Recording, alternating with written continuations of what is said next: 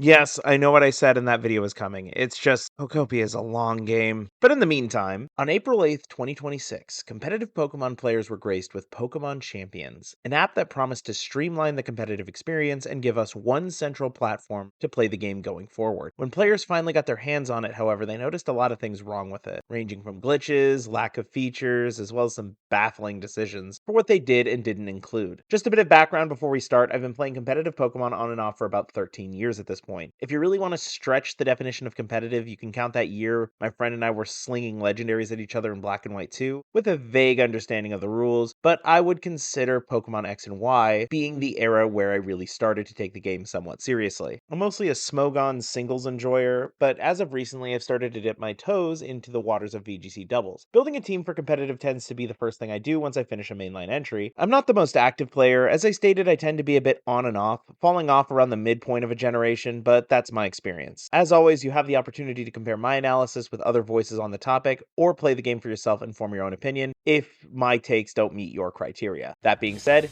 here we go. Pokemon Champions was announced on February 27th, 2025, as a part of the Pokemon Day Direct that they do every year. As mentioned earlier, promised to be a central hub for competitive battles going forward. Saying competitive battles in an official capacity is going to happen here, making what was once a package deal with the main series entries a little more distinct, but not completely separating them. I'll get into that later. That change in the way the main series and competitive play are managed actually opens up a lot of possibilities of Pokemon development-wise. The main series can focus on being a full-fledged, mostly single-player experience without having to worry about how it affects an offshoot side mode, now that that mode is going to be its own thing. Off the bat, I can see two ways in which that improves Pokemon games going forward. Number one, it allows the main series games to branch out from the formula we've known for about 30 years. It allows the devs to be a lot more creative, try out a bunch of new things without the ball and chain of how their vision fits into a competitive landscape. Pokemon Legends ZA is a prime example of this. It's a completely different game from what Pokemon has been, but it was designed as the next mainline game in the Pokemon timeline. And while ZA does have its own competitive experience, the skill set from Pokemon Scarlet and Violet does not at all translate to Pokemon ZA. They kept Scarlet and Violet running in the background as the official method to engage with VGC, but that game has been tapped for content since 2024.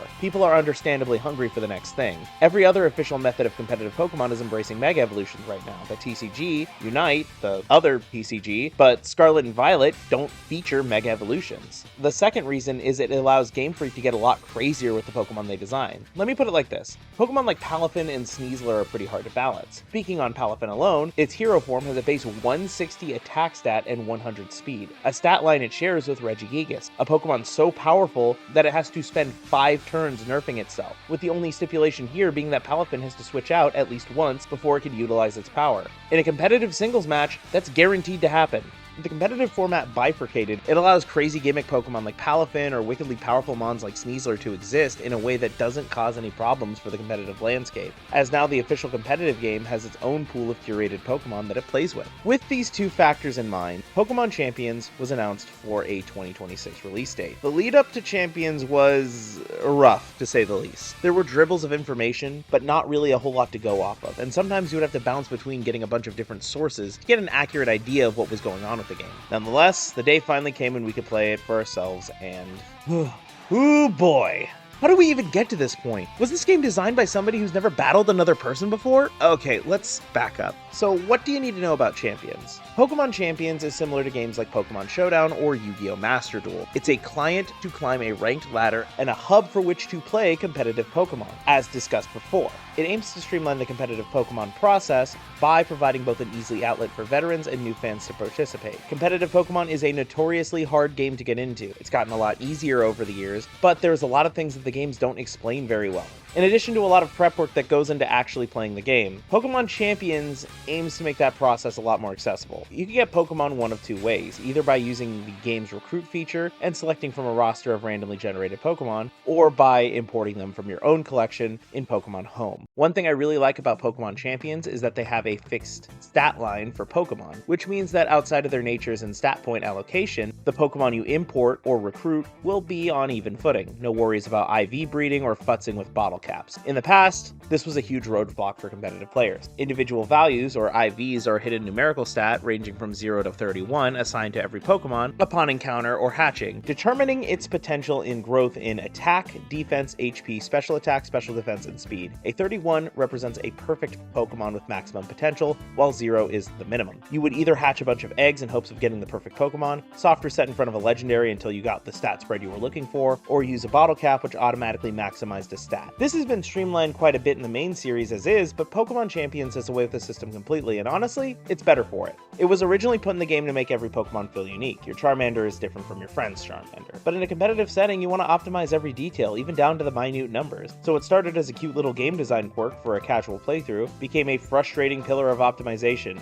And for what? In actuality, it just meant you have to spend more time getting the Pokemon just right before you could actually play the game, which sucks. It's unnecessary busy work, which keeps you from actually doing the thing you're trying to do. Same goes for EV training. EVs, or effort values, are stat points which were given after defeating a Pokemon. Your Pokemon can gain a total of 510 EVs, with every 4 being a base stat increase. Here, they simplified it greatly. Instead of dealing in EVs, you deal in stat points. No math involved. One stat point is, well, one stat point, and it maxes out at 66. You can change them on a whim to suit your needs as long as you have enough VP, this game's currency you get for winning battles. Honestly, that's great. Pokemon also keep their stat spread if transferred from home. So if they're already EV trained, that means you don't have to retrain them, but you do get an extra stat point to throw on your Pokemon as you see fit. This goes the rest of the way in streamlining the training process, as now it's practically instantaneous, which is a great thing. Problems arise when it comes to actually recruiting Pokemon though. If you're going in with no collection, you don't really have a lot of options when it comes to how you obtain Pokemon. As of right now, the only way to obtain Pokemon is to pick from a random selection that the game gives you. You could re-roll once every day for free or for the cost of 1000 VP. The roll for randomness can get really frustrating if you're trying to land on a specific Pokemon for a team you're trying to build. Honestly, my suggestion is to pair it with at least one mainline game in the series, if you plan to go into Champions. Like I said, IVs don't matter, so anything you transfer in can be made battle ready in a matter of seconds. You could literally catch a random Charizard in Let's Go Eevee, send it to Champions, add the stat points, and you're ready to go. As for the battles themselves, well, dear viewer, this is where my problems really start to arise. I started noticing a few things when you put together a team. Let's get to the big one, the items. The item choice for what made it into the game is baffling, to say the least. 80% of the items that have been mainstays in competitive Pokemon are just gone. No Life Orb, no Choice Band, no Assault Vest, heck, no Rocky Helmet, despite the fact it is literally on the icon for the shop button. You're telling me that that wasn't an important enough addition, but Oranberry was? It's not so bad. Oranberries give you super energy. Even 2 of them can give you a big boost. Yeah. What, did you watch that one Gen 4 match I did where I couldn't get a Citrus Berry in time? That means that what you're playing is not analogous to a competitive match that has been played in the last decade. I get not including niche items like the Utility Umbrella or the Blunder Policy that are most useful in very specific corner cases, and if we're being honest, I wouldn't really have a problem with that if it weren't for Game Freak coming forward and saying that this is the future of competitive play. This isn't some random offshoot format like Gen 3 OU. This is what they want you to be playing going forward. I understand there's fun to be had in any format, but it's underwhelming after fans have been craving something new after Scarlet and Violet. It makes me wonder who this whole thing is even for. It can't be for beginners because the RNG random draws basically ensure you're gonna have a bad time if you don't come with a collection, or at least another game to pair it with. It can't be for pros because the item choices and usable Pokemon make it so you have to rethink your strategies on a fundamental level just to play a dumbed down version of what you were already playing. I get there's a reset every generation, but there was always at least some carryover. Here it feels like you're starting from scratch and moving into a much simpler format with less opportunities for real skill expression. It's like if they announced that the next major TCG event was going to be held exclusively on Pocket. I'm sure there's fun to be had there. I love Pocket, but a lot of people who take the TCG seriously would feel like their time is being wasted. That's not even to mention that high-level threats like Sneasler and Palafin are still in the game. Having these Pokemon available has basically made the singles ladder unfun, as a lot of the time these mons can get off to a ludicrous start, which typically leads to matches being one-sided a lot of the time. Oh, and I hope you really like 3v3 singles matches, because that's all you're going to be doing if you're a singles player. There's no option to play 6v6 against another player, not even against your friends. This is an absolute joke that the ultimate competitive battling simulator only has one single way you can play each respective battle style.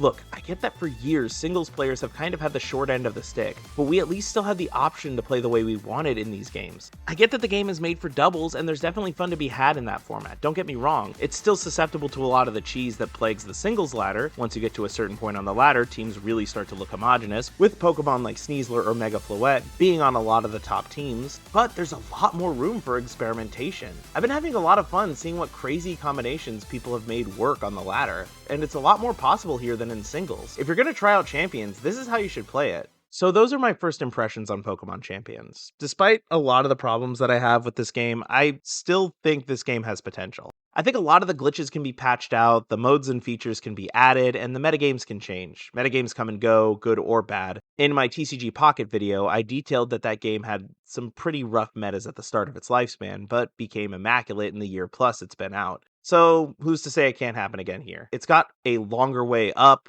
but I honestly think this app could be a great way to enjoy competitive Pokemon if we just give it a little bit of time. That'll do for this video. If you liked it, please be sure to leave a like and subscribe. I'm trying to get to 1,000 subs before the end of the year, and we're almost halfway there, so I think we can do it. In the meantime, if you enjoyed this video and want to hear me discuss another competitive Pokemon game, I recently did a video on Pokemon TCG Pocket earlier this year that you could check out here. I brought it up a couple of times in this video, so if you're interested in hearing my thoughts, I'd really appreciate if you checked out that video. And with that, I'll see you on the Pokopia video, whenever that may be.